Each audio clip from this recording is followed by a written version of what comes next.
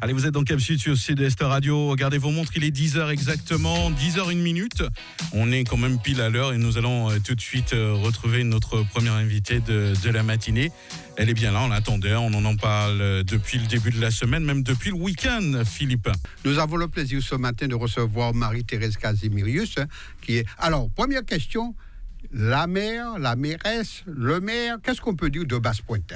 Les deux se disent, Madame le maire ou Madame la maire, mais je voudrais déjà vraiment remercier Radio Sud-Est pour son invitation et puis saluer bien évidemment les franciscaines et les franciscains et puis surtout tous les Martiniquais qui nous écoutent. D'accord. Alors bien au-delà de ce remerciement que nous acceptons avec plaisir, mais je voudrais... renouveler les remerciements, parce que c'est peut-être pas évident en un jour de semaine où on a toujours plein de choses à faire, de se libérer. En tout cas, Radio Sud-Est est heureux de recevoir donc Madame Casimirius. Alors, le but de cette émission, c'est d'abord de savoir qui vous êtes, Marie-Thérèse Casimirius. On sait, alors le but de l'émission, en fait, c'est ça. On connaît les maires, on connaît l'orthodoxe politique, on sait qu'ils ou elles ont été élus. Mais qui sont ces gens? Alors, la première question que je vais vous poser tout naturellement, qui êtes-vous? Alors, moi, je suis en train de répondre que je suis une Martiniquaise, une négresse bon teint et fière de l'être. J'ai vu ça. Je suis issue d'une fratrie de 6 enfants. Je suis née à Basse-Pointe. J'ai été scolarisée à Basse-Pointe. Et puis, bien évidemment, après le lycée, j'ai quitté donc la Martinique pour poursuivre des études parce que j'estimais qu'il fallait que je sois beaucoup plus armée pour accéder au marché du travail. Et puis, de nature, je suis très curieuse. Et par conséquent, je suis partie dans l'Hexagone où j'ai fait une école de commerce. J'ai fait aussi l'Institut du droit des affaires à la faculté d'Assas, Paris 2. Et puis, j'ai intégré donc l'assurance chômage d'abord dans l'Hexagone. Et puis, en 1981, plus exactement, le 13 mars, c'est un jour fatidique, j'ai intégré donc à la demande de ma direction, puisqu'on venait d'étendre le régime d'assurance chômage dans les DOM à partir du 1er septembre 80. Donc, on m'a demandé de venir en tant que chargé de mission ici pour assurer la mise en place de l'assurance chômage à la Martinique. Nous étions donc 2 chargés de mission, 2 collègues de l'Hexagone et moi-même, pour assurer cette mise en place, ce qui a été fait. Et puis, bien naturellement, on m'a proposé de rester parce que j'avais la possibilité de réintégrer le poste à Paris. Donc, je suis resté pour servir mon pays. Je crois que c'est là une noble cause de rester pour servir son pays. On n'entend pas ça assez souvent chez nos jeunes qui partent un petit peu partout dans le monde. En tout cas, donc vous êtes donc de métier chargé de mission à Pôle emploi, si on peut dire ça à l'époque. Est-ce que c'était déjà Pôle emploi? Non, ce n'était pas Pôle emploi. On a eu d'abord l'extension donc de la NPE dans les années 70, plus exactement 78, puis l'assurance chômage, l'ACDIC en mars 80, avec une période transitoire à partir de septembre 80. Et puis ensuite, Pôle emploi est intervenu suite au décret de 2008, avec une application en 2009. D'accord, voilà. Très bien. Alors, vous voilà arrivé donc à la Martinique, vous avez accepté donc de rester, ce qui nous emmène directement, donc quand vous êtes resté, vous avez décidé en famille, seul, et puis l'occasion pour nous de nous dire, sur le plan familial, qui vous êtes? J'ai été mariée, je suis arrivée en mars j'ai intégré le 13 mars 81 avec ma fille Alison, et puis ensuite après, il y a mon fils qui est né en 83, Grégory. Par conséquent, j'ai été mariée à un moment, puis c'est comme partout, il y a Absolument. un moment où on n'a pas les mêmes objectifs, qui deviennent divergents, par conséquent... Chacun choisit sa route. Voilà, j'ai choisi la mienne. Alors, quelle distance, c'est même pas le mot distance, entre le moment où vous êtes entré, où vous êtes installé, à quel moment avez-vous pris la décision de rentrer dans la politique? Alors, j'en ai déjà parlé.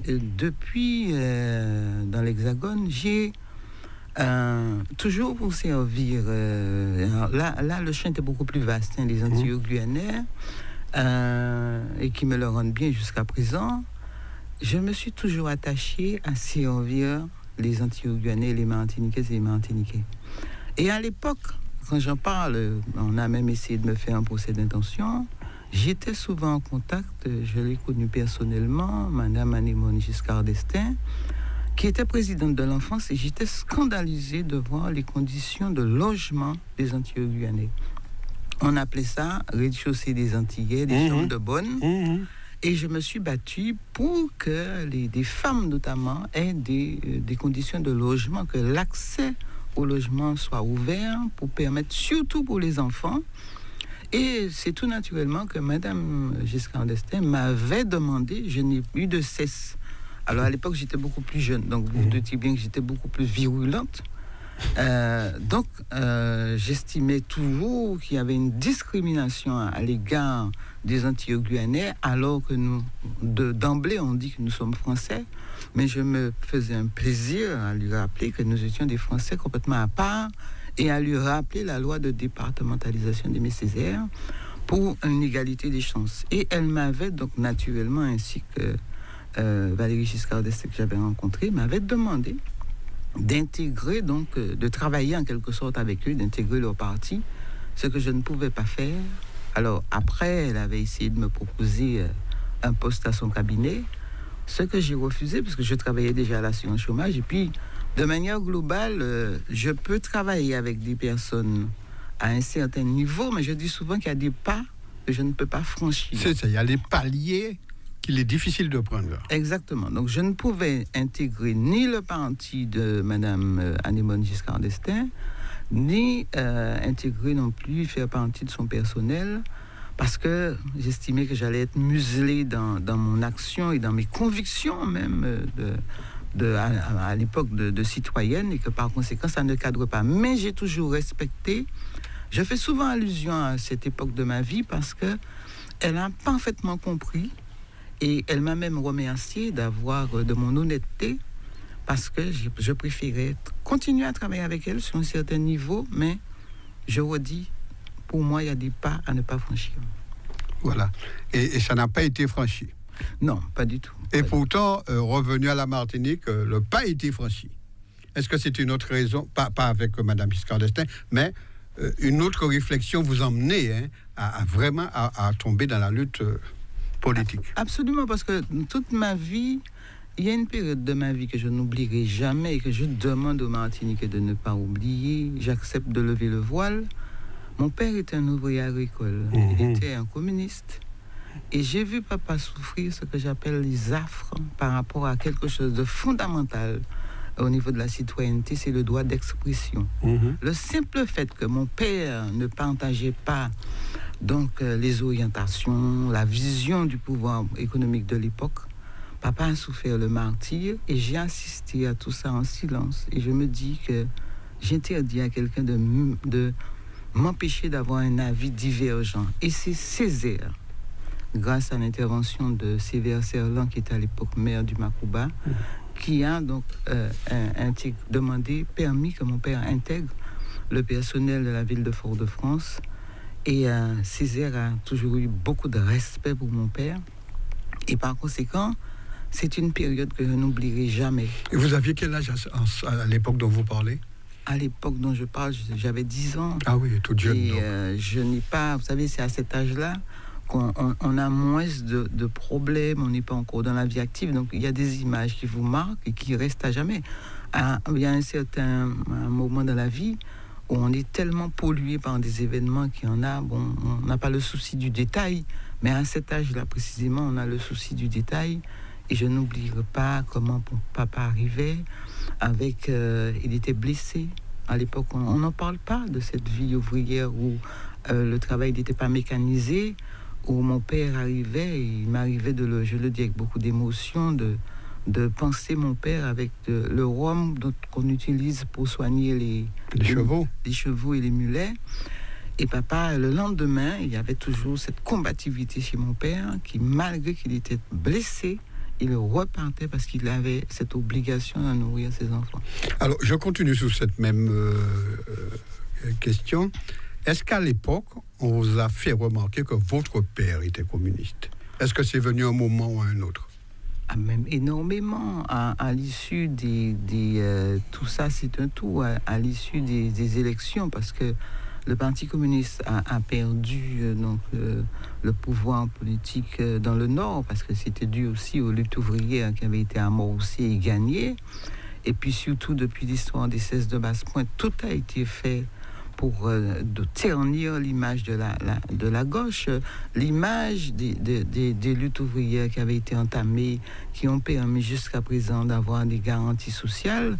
Tout ça, simplement avec l'histoire des 16 de Basse-Pointe, ça a été gommé par la population. Et à l'école, j'étais souvent vraiment jeté aux orties par des enfants, parce que vous savez, très souvent, quand les parents parlent, ils ne font pas attention. Donc les enfants se faisaient les relais de leurs parents à l'école pour me dire « Papa c'est un communiste, donc c'est papa communiste qui a tué le monde, papa a tué le monde. » Enfin, j'en ai beaucoup souffert, j'ai appris à dépasser tout cela. Mais même quand j'ai appris à dépasser tout ça, je n'oublie pas. Il y a des choses qui ne s'oublient pas, c'est vrai, et cette question n'est pas innocente comme je voulais poser. En tout cas, Marie-Thérèse Casimir, donc, vous voilà donc jetée dans l'idée de faire de la politique. Comment ça vous est venu? Comme ça, c'était un cheminement normal, ou bien on est venu vous chercher, on vous a proposé, des gens vous ont un petit peu embêté? Alors, la première personne qui m'a fait une proposition, ça a été Louis-Joseph Moscou en Trinité. Mais celui vraiment à qui je dois l'accès, qui a permis l'accès de la femme que je suis vraiment dans l'arène politique, c'est Serge Letchimy. Parce que jamais je n'aurais pensé que Serge Letchimy m'aurait demandé en 2010 d'être sur la liste des régionales. Pour moi, ce n'était pas possible. Mais lorsque il m'avait dit oui, tu seras en 20e position, je me suis dit bon, en 20e position, ça c'est sûr que je serai exclu. Mais voilà un homme pour lequel j'ai une très haute et grande estime, parce qu'il savait de quoi il parlait. Il avait fait son calcul pour savoir de combien de sièges il allait disposer. Et Serge a toujours eu, c'est mon mentor. Et chaque fois que je l'interrogeais, il a toujours eu ce regard un peu comme Barack Obama, oui tu peux le faire. Et c'est grâce à lui que je me suis lancée dans les municipales et qui jusqu'à présent continue à m'accompagner et à me rassurer lorsque par moment je dis peut-être que ce n'est pas c'est pas évident parce que la politique c'est très dur. Et c'est quelqu'un qui est toujours là pour me rassurer, pour me dire oui tu peux. Et effectivement au final je me suis rendu compte qu'en 2014 j'ai pu remporter les élections municipales à Basse-Pointe. Alors, dites-moi, comment avez-vous vécu ce moment? Parce que je pense qu'entre le moment où on décide de se présenter et puis le moment où on est élu, il se passe beaucoup de choses dans la tête. Ces moments de stress, ces moments de désillusion ou d'illusion. Bon, bref, alors, le soir où vous avez su que vous étiez élu maire de Basse-Pointe, qu'est-ce qui s'est passé dans votre tête? Je n'y ai pas cru. Mais j'étais entouré, alors on était organisé, et j'étais entouré de personnes à qui je me rappelle que j'ai demandé à ma meilleure amie, je lui ai dit, tu es sûr que j'ai remporté les élections? Et on m'a invité simplement à monter en voiture et à aller à la mairie, où là j'ai trouvé une foule en liesse. Là aussi, ce sont des moments que je n'oublie pas. D'ailleurs, dans mon discours, j'ai vraiment rendu hommage à mon père et mon seul regret, c'est que mon père n'était pas présent, ainsi que ma mère, pour assister à tout ça, parce que j'ai estimé que ce n'était pas la victoire de Marie-Thérèse Casimirius, c'était d'abord la victoire de Constant Casimirius et la victoire d'Aimé Césaire, qui a beaucoup fait pour Basse-Pointe, où j'estime qu'il n'a jamais eu la place qu'il doit avoir, et c'est pour cette raison que je suis en train de me battre avec un dossier. Je serai probablement à Paris, toujours accompagné de Serge Letchimy, pour rencontrer donc, le représentant, la présidente de l'UNESCO, dans le cadre d'un projet d'espace muséal pour Césaire à Basse-Pointe. Et ça, j'estime que je le dois à Césaire. C'est un cheval de bataille. Vous allez travailler dessus jusqu'à ce que ça se fasse. Jusqu'à ce que ça se fasse. Nous avons donc déjà de bonnes retombées, puisque nous sommes aidés par un ambassadeur de l'UNESCO, qui est M. Victor Nkoulou, et j'ai reçu il y a 2 jours un SMS très encourageant pour nous dire que le projet à hauteur de 1,9 million, très certainement va être, nous avons donc déjà gagné. Voilà, donc vous voilà donc élu maire de Basse-Pointe. Les moments d'émotion passés, il faut bien se mettre dans la tête que c'est bien cela. On a une population qui attend. Et à partir de cela, dans votre tête, quelles ont été les actions qui étaient importantes et indispensables que vous deviez mener rapidement? Alors, très vite, réconcilier Basse-Pointe avec elle-même, la ville avec elle-même. Rassurer la population qu'on n'est pas venu pour faire une chasse aux sorcières et que j'étais d'abord le maire de tout le monde. Et vis-à-vis de mon prédécesseur, lui rappeler, je le lui dis toujours, il a été mon ancien professeur, et lui dire que il n'y avait pas d'antagonisme entre l'élève et le professeur, parce que si l'élève aujourd'hui a pu accéder à ce poste-là, c'est d'abord parce qu'il avait enseigné des valeurs de respect. Et je vais jusqu'au bout lui démontrer que même si déontologiquement nous ne partageons pas la même idéologie politique, mais je suis toujours animé de cette valeur de respect qu'il m'a enseignée. D'autant que c'est un monsieur, je parle bien de l'ancien maire que je connaissais très bien, qui était hyper poli. Alors dans l'arène politique, on n'entendait jamais un mot déplacé de sa bouche. Et je crois que c'est ce que je garde de ce monsieur. Tout à fait, et c'est ce qu'il nous a enseigné, toujours le respect, des valeurs de respect des uns par rapport aux autres, et je crois que c'est fondamental dans les relations que nous avons bilatérales avec nous-mêmes. Alors aujourd'hui donc, nous allons brûler un petit peu les étapes. Vous êtes donc maire et vous avez plein de projets pour Basse-Pointe. C'est vrai qu'on parle de Basse-Pointe depuis quelque temps, beaucoup. Merci. Alors, j'ai pensé à vous notamment, je vous le disais tout à l'heure, en off pour l'aéroport. J'avais cru entendre dire que bon, ça pouvait aller ailleurs. Et vous m'avez confirmé que vous aviez entendu ça aussi. Donc, j'avais très bien compris ce que j'avais lu. Et puis, il y a vous l'appelez quoi? Le festival de surf? Comment vous appelez votre... La compétition internationale de surf. Voilà. Alors, chaque année, donc, vous montez. Cette année aussi, ça va être une belle compétition. Ça va être une très belle compétition, d'autant que je vais pouvoir réaliser quelque chose qu'on a demandé, c'est-à-dire être en mesure de montrer que la compétition de surf, enfin la pratique du surf n'est pas dédiée uniquement à la jante masculine, mais bien aussi c'est un sport mixte, donc les femmes, il y aura donc 18 surfeuses du monde entier, donc pour le plus grand plaisir de nos visiteurs. Et puis il y aura aussi pour la clôture, parce qu'il faut créer de l'attractivité, il faut désenclaver le Nord, il faut donner envie à la fois aux touristes locaux et étrangers de venir dans le Nord. Donc il y aura un grand concert avec un groupe que tout le monde connaît, qui est Kassav, et qui, eux aussi, je me suis entretenu avec certains musiciens, rêvent d'être un grand concert ouvert, public ouvert, rêvent justement de venir dans les petites communes dans le Nord, parce que beaucoup sont aussi du Nord, sont originaires du Nord, certains d'entre eux tout au moins, et d'offrir ce spectacle. Alors, je pense que ça va rassembler les mains. Bien évidemment, il y a un gros dossier de sécurité qui est monté, mais c'est dire la volonté de désenclaver et puis d'ouvrir Basse-Pointe et le Nord à l'externe. Alors, un dossier comme cela qui est, ma foi, très important, vous le gérez comment? Vous prenez les sous où? Est-ce que vous avez des partenaires privés? Parce qu'on entend maintenant les maires dire « Ah, nous n'avons plus d'argent ». Et pour organiser ça, il faut de l'argent. C'est vrai que M. Macron ne nous rend pas la tâche facile avec ses réductions drastiques, mais enfin, je crois que c'est là qu'il faut être réactif et puis aller chercher du financement. Donc toute cette opération va se réaliser avec simplement l'aide parce que je crois beaucoup en la force du PPP. Ce sont des acteurs économiques, il ne faut pas l'oublier. et qui, jusqu'à présent, je crois que le plan de financement est pratiquement bouclé grâce justement à ces partenaires privés que je remercie. Voilà. Alors, nous allons parler d'autre chose. Alors, aujourd'hui, vous faites quoi? Vous êtes encore en exercice dans vos fonctions ou bien vous avez pris le pari de vous occuper que de Basse-Pointe?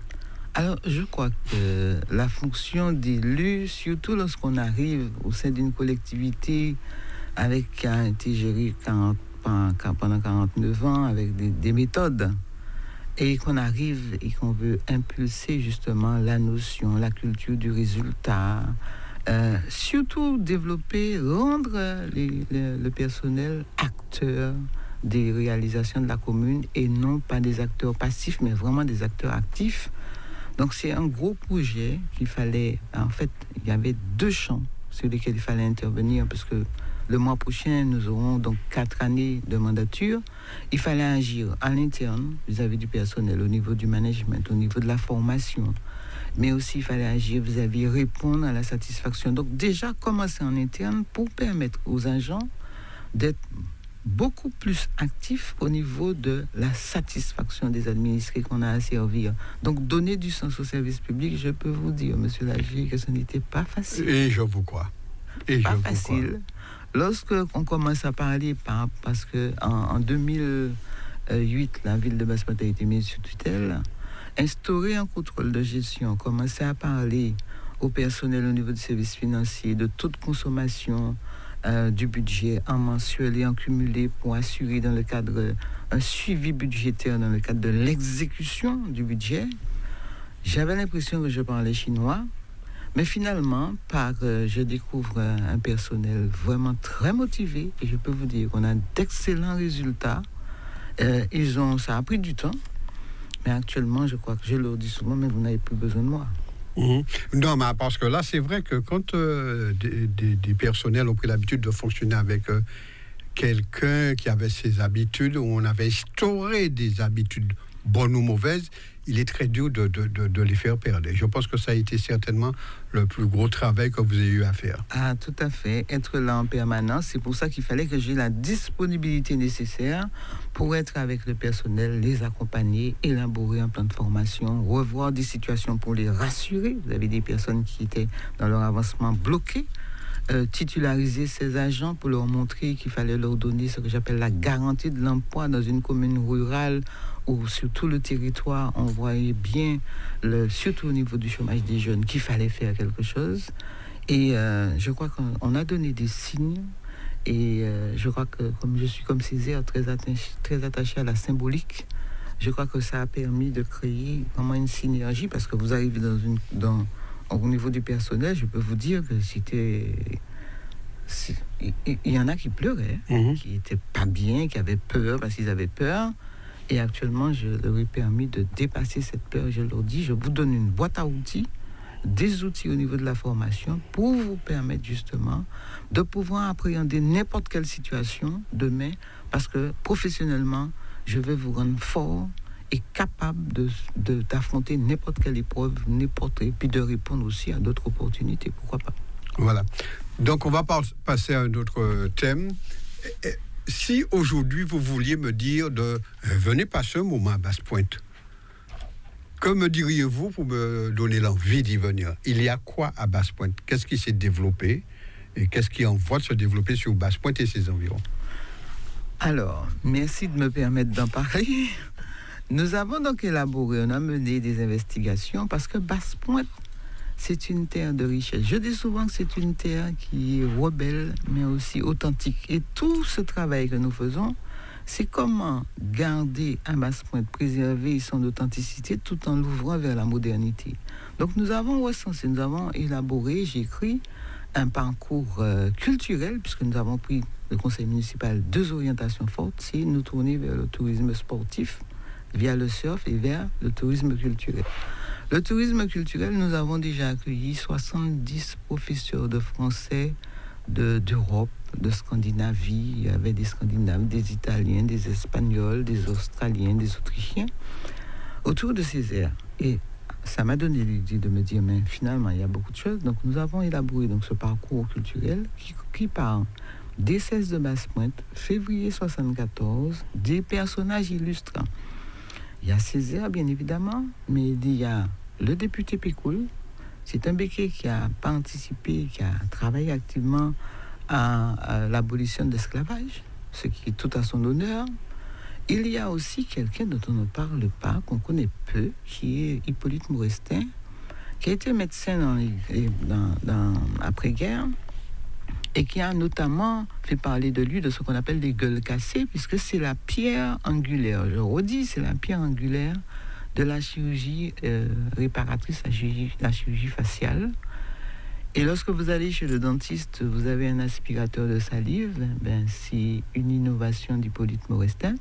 Il a laissé, il a beaucoup écrit, il a laissé des méthodes au niveau de la chirurgie réparatrice qui s'appelle la méthode dite de Maurestin. Et donc, à partir de tout ça, donc, il a habité Basse-Pointe, il est né à Basse-Pointe, mais sa maison d'habitation, à cause d'une intempérie, a été détruite. Et c'est ce que nous sommes en train de faire, toujours avec l'UNESCO, de pouvoir lui créer un espace muséal. Et je vais vous étonner, c'est dans les investigations avec l'UNESCO, il y a 2 médecins new-yorkais qui utilisent justement la méthode dite de Maurestin et qui ont proposé tout naturellement de financer cet espace muséal à condition que la ville de Basse-Pointe organise chaque année un symposium médical en hommage à Hippolyte Maurestin. Donc vous avez aussi d'autres caractéristiques comme l'indianité, et avec un jeune notamment, nous sommes en train de travailler pour réhabiliter tous ces sites-là, parce que Basse-Pointe, nous avons pas seulement Basse-Pointe, mais c'est vrai que Basse-Pointe, après la guerre, a donc accueilli beaucoup de ressortissants hindous.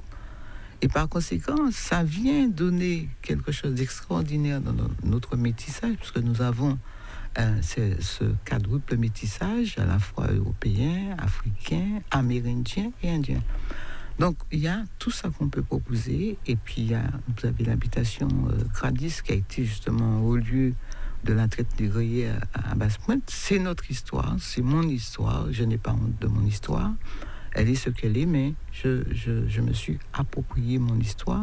Donc, vous avez tous ces événements, tous ces éléments qui font que nous avons de quoi être en mesure, et c'était là l'objectif dans un projet de politique communale que nous avons élaboré, c'est d'être en mesure de proposer une offre culturelle à nos visiteurs.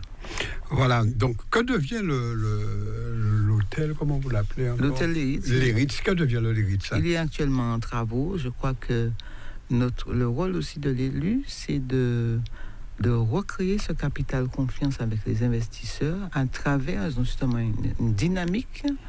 Et je crois que cette dynamique porte ses fruits, puisque les ayants droit, les héritiers donc de feu Monsieur de Meillac ont décidé donc de réhabiliter l'hôtel Léritz. Mais ça se fera par palier. Dans un premier temps, le palier restauration et ensuite le palier hébergement. Très bien. Donc l'hôtel Léritz, à terme, devra revoir le jour. Tout à fait. Parce qu'on se souvient qu'à une époque, il y a eu la période de l'hôtel Léritz à Basse-Pointe qui faisait un petit peu... Avec la rencontre de Gérald Ford. Ça ne peut pas s'oublier. Et c'est vrai que c'est toujours embêtant de voir que des structures comme celle-là, qui devraient être bien campées et debout, partent un petit peu... Bon, bref. Et donc, vous avez dit tout à l'heure, vous avez parlé effectivement de nous avons créé ça en créole, le migonnage entre Européens, autochtones... indiens. Comment ça se passe à Basse-Pointe, justement, avec notamment l'implication des Indiens dans la vie Alors, s'il y a vraiment des personnes que je respecte, c'est bien la population indienne. Pourquoi ? Parce que lorsque j'appelle ça le chemin de progrès, je vois une population. C'est pour ça que je dis, il faut que nous arrivions, je le dis à la jeunesse, à distinguer ce qui est passager de ce qui est définitif. Parce que voilà une population qui a beaucoup souffert, à qui on a promis. Alors j'en parle, d'autant que ma grand-mère était indienne. J'ai dit, on nous a promis à la base un aller-retour, on a eu l'aller, le retour on attend toujours. Par conséquent, mais ils ont été très réactifs et actuellement ils sont passés du stade d'exécution, d'agent d'exécution, à celui de pouvoir politique. Ce sont les maîtres du pouvoir politique, entre guillemets, à Basse-Pointe, parce qu'ils ont tout de suite vu, du point de vue économique, comment ils pouvaient se reconvertir. La plupart, ce sont des transporteurs, il y en a qui ont des restaurants, qui ont monté donc des entreprises de prestation de services, aussi bien aux entreprises qu'aux particuliers. Mais je trouve que c'est une très belle réussite et je suis vraiment contente de voir comment, parce que nous avons toujours tendance à nous apitoyer, alors que très souvent, il suffit de regarder autour de nous. Vous avez des personnes qui nous donnent l'exemple et qui disent, bon, ben, la situation, c'est pour ça que je dis mon histoire est ce qu'elle est, mais je vais la positiver. Voilà des personnes qui ont positivé. Voilà, et qui font partie intégrante de la communauté à Basse-Pointe. Ils ne sont pas en retrait. Et qui sont très respectés parce qu'ils ont en même temps, il y a toujours ce souci identitaire parce que nous avons, c'est vrai que l'abolition de l'esclavage n'est pas si vieille que ça, donc nous sommes un peu fragiles, on a tendance à imiter toutes sortes de modes, toutes sortes de courants d'idées ou de pensées, mais voilà des personnes, parce que nous avons donc dénommé une rue la rue Albert Almel, parce que ce monsieur a été un grand défenseur de la coutume, tout en ayant la capacité de s'intégrer à une communauté, mais tout en préserver son identité. Je trouve ce geste extrêmement fort. Est-ce que les Pointois, par définition, sont des rebelles? Alors, pourquoi je dis ça? C'est bon, il n'y a pas que les 16 de Basse-Pointe, mais on sait bien que de tout temps, à Basse-Pointe, il y avait des gens debout, des ouvriers debout qui se battaient. Est-ce que à Basse-Pointe, cette idée de rebelle est restée, ou bien c'était ponctuel au monde ouvrier, au monde agricole? Alors, je dirais simplement que c'est une caractéristique, et c'est pour ça que permettez-moi, monsieur Lagile, de revendiquer ce titre de rebelle. Parce que, mais en fait, on utilise, c'est une ville rebelle quand il faut être rebelle. Parce que je ne sais pas si on a vraiment connu la situation des ouvriers agricoles au sein des exploitations, comment c'est extrêmement dur. Et c'est pour cette raison que j'ai écrit un livre que je vais vous offrir, absolument, sur quelqu'un, alors une des femmes, parce que les femmes ont mené, il y a eu des mapipi femmes comme madame, celle dont je parle, madame Berthe Lebiel alias Fifi, mais il y en a une autre qui l'a précédée, qui s'appelait madame Loulou Marel, qui était originaire de Sainte-Marie, mais qui a travaillé à Basse-Pointe, mais qui avait ce pouvoir de pouvoir soulever des masses pour revendiquer. À juste titre, être rebelle, c'est pas être rebelle pour le fun, c'est être rebelle pour revendiquer quelque chose, pour reconnaître qu'il fallait que la classe ouvrière soit défendue. Donc, mais Basse-Pointe est par définition une ville très accueillante. Nous sommes donc une commune du Nord. Les gens du Nord, c'est vrai qu'Alain Souchon en a parlé, mais ici aussi, d'autres en ont parlé. Nous sommes très attachés à des valeurs de partage, d'entraide, de solidarité. Et la population de Basse-Pointe, c'est une ville, par définition, c'est une population très, très accueillante. D'ailleurs, j'en veux pour preuve que lors de l'étude d'impact du Martinique Surfo, l'édition 2017, les surfeurs vraiment mis l'accent sur cet accueil, puisqu'on a été très réactifs. L'hôtel des Rites n'était pas opérationnel. On avait donc réuni des particuliers, tout en expliquant les fondamentaux, assurer la maison, les conditions, etc., qui ont accueilli des surfeurs. Et je peux vous dire que ce sont les surfeurs qui ont apprécié ce nouveau concept qu'on a mis en place à Basse-Pointe et qui l'opposent à ces hôtels froids, avec un accueil froid et très impersonnel, et qui reviennent régulièrement à Basse-Pointe, qu'ils avaient promis, avec leur famille, en dehors de la compétition, parce qu'ils n'ont pas oublié cet accueil qu'ils ont eu. Les gens de Basse-Pointe, ce sont des gens extrêmement accueillants. Justement, donc, puisque vous êtes entré dans la faille, ils ont été logés comment, tous ces surfeurs internationalement connus? Chez l'habitant. Chez l'habitant, et là, ils sont très attendus. Et d'ailleurs, lorsqu'ils s'en vont, ils font déjà la réservation pour l'année suivante, et ils reviennent toujours avec un ou deux en plus. Et les gens de Basse-Pointe sont très contents de pouvoir... cette mixité apporte beaucoup. Et puis nous avons été aidés par Cap-Nord, qui est vraiment... supporte beaucoup cette manifestation, puisqu'avec la CCI, il y a eu une formation linguistique, au moins pour permettre... Parce qu'on s'est rendu compte que là, compte tenu des résultats, que l'utilisation de la langue n'était pas une barrière. Mais là, Cap-Nord a donné la possibilité à la population, ceux qui hébergent, de pouvoir parler. Donc, il y a eu des stages d'initiation en anglais, en espagnol, en portugais, pour permettre aux gens de faciliter les échanges. Voilà. Voilà, ça c'est une très bonne chose. Ça a permis justement à des gens. Le sport a permis à une catégorie de travailleurs d'apprendre à parler une langue ou des langues, ce qu'elles ne savaient pas faire peut-être à un moment donné. Alors, je reviens sur ce côté. On va élargir un petit peu notre voyage, puisque je suppose que Basse-Pointe, c'est le microcosme de ce qui se passe d'une manière générale à la Martinique. Quel regard avez-vous sur la Martinique, sur la jeunesse martiniquaise, sur le... comment je dirais ça, bon Dieu, sur ce qu'on demande à notre jeunesse et ce qu'on attend d'elle? Est-ce que pour vous, elle répond à ce qu'on attend d'elle ou pas? Absolument, mais je crois qu'il faut aider la jeunesse. Il faut qu'on arrête de faire le procès de la jeunesse. Parce qu'il faut aller, parce que je dis souvent, comme a dit un grand sociologue africain, pour comprendre les enjeux du monde, il faut d'abord s'adresser à la jeunesse. Et c'est pour cette raison qu'à Basse-Pointe, il y a un travail qui est mené depuis l'année dernière par 3 sociologues, Serge Domi, qu'on ne présente plus, Malik Duranty, ainsi que Malik Duranty, et Alain Louise, pour justement aller au-devant des jeunes. Parce que nous avons l'idée de créer un conseil des jeunes, pour permettre, parce que je leur dis souvent aux jeunes, il faut que je sois en mesure d'assurer la transmission, parce qu'on n'est pas mère à vie. C'est pas que la Martinique ne m'intéresse pas, mais on n'est pas mère à vie, et il faut justement responsabiliser les jeunes. Et comment on va faire si on ne les accompagne pas? Et puis on avait l'idée de créer un conseil des jeunes, mais je me suis dit, en regardant un petit peu ce qui se passait, est-ce que c'est vraiment la réponse, enfin, ce que les jeunes demandent? Non, on ne sait pas. Donc je me suis adressé à ceux qui savent le faire.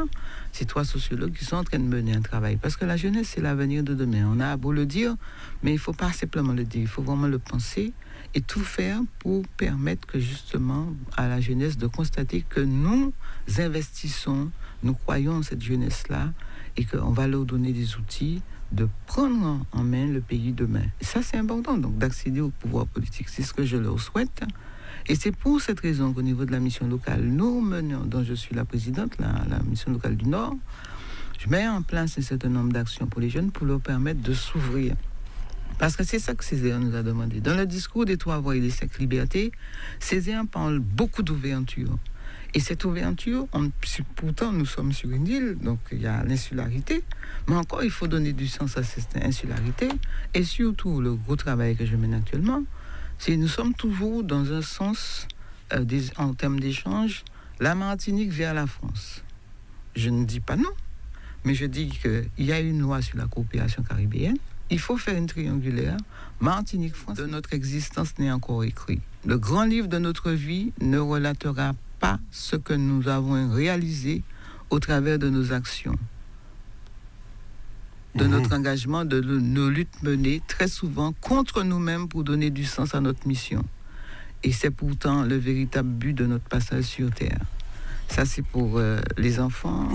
Et je leur dis aussi autre chose. Et ça c'est dédié à Naël, mes petits-enfants, Aïdan, Nolan, Yann, et mes 2 enfants, Nicolas et Alison Grégory. Voilà. Mais je parle souvent de mon père. Tout ce que je viens de dire là, c'est... Papa ne savait ni lire ni écrire, mais papa nous donnait beaucoup en créole, beaucoup... il disait toujours, en créole, lorsque un homme, il faut donner un point à la tête. Et j'ai eu beaucoup de mal à comprendre. J'étais très gênée de lui demander des explications. Le point à la tête, ouais. Le point à la tête, simplement, ça veut dire on vous apprend ça en faculté. Et papa, je dis souvent que si mon père avait eu... Parce que papa, il a perdu sa mère, il avait 10 ans, donc il a fait ce qu'on appelle des tibanes. Et papa a beaucoup souffert, beaucoup travaillé. Et le pire, c'est que ce sont ces emplois où il y a le plus de pénibilité qui sont les plus mal payés. Et par conséquent, ces personnes, j'ai beaucoup de respect pour ces personnes qui perçoivent de petites retraites en plus. Donc, comme dirait, je lui en parle souvent, Jean-Claude Duverger, je lui dis, lorsque je suis rentré en Martinique et que j'ai entendu ton poème, là où pitié, Foutouka Parfait, j'ai dit systématiquement, j'ai pensé à mon père. Parce que papa n'était pas un grand grec, donc par conséquent, sa condition d'ouvrier agricole faisait que dans l'échelle sociale, il était au bas de l'échelle, et je sais tout ce qu'il a souffert. Donc j'enseigne beaucoup, et mes enfants me remercient beaucoup de leur parler, ils n'ont pas connu leur grand-père, de leur parler, donc toujours de Papa Constant, comme ils disent, et maman, merci de nous parler de Papa Constant, parce que c'est ça la vraie vie. Est-ce que quand vous étiez petite, vous avez eu faim? Mais, monsieur Lagier, la personne qui vous parle, j'ai dormi. J'ai dormi sur de la terre battue. J'ai mangé des légumes sans chair avec le bouillon des légumes comme sauce. Et c'est ça que j'enseigne à mes enfants. C'est cette endurance et toujours leur dire, parce que dans toute l'histoire de mon père, ce que j'ai retenu quand papa, son apothéose, c'était son embauche à la ville de Fort-de-France, parce que pour lui, il disait toujours, c'est Césaire qui fait si moi un homme, je dis jour. Et, mais j'ai retenu que, en fait, papa nous disait, avec élégance, que dans la vie, il faut savoir distinguer ce qui est passager de ce qui est définitif. Et ça, c'est important, et je le transmets à mes enfants, je leur dis, et j'ai même peur pour eux par moment, parce que je leur dis, je vous apprends tellement de valeurs que je ne vous apprends pas un petit peu dans ce monde, tout ce qu'il y a de... Comment se frayer un chemin dans ce monde? Vous pouvez facilement, avec ces valeurs on a l'impression que tout est adulé, etc., tout ce que Papa Constant disait, mais sachez qu'à côté de ça, de ces valeurs de respect, vous avez aussi autre chose, et il faut que vous soyez vigilants. D'accord. Alors, nous allons terminer, puisque je ne peux pas me séparer de vous. Si, je peux me séparer de vous, mais en tout cas, on ne va pas se quitter sans que nous parlions de Marie-Thérèse Casimirius, l'écrivaine, parce que j'ai découvert là ce matin que vous aviez également le temps d'écrire. Oui, j'ai le temps d'écrire pour dire, parce que je crois que ça fait partie aussi de nos missions. Il faut qu'on arrête, nous sommes dans un pays de palabres, où on aime palabrer. D'oralité, on n'aime pas écrire. Voilà, donc il faut écrire, et je suis en train d'écrire autre chose aussi, parce que je vous parle aussi de certains combats menés. C'est passionnant, hein, la politique, si on positive.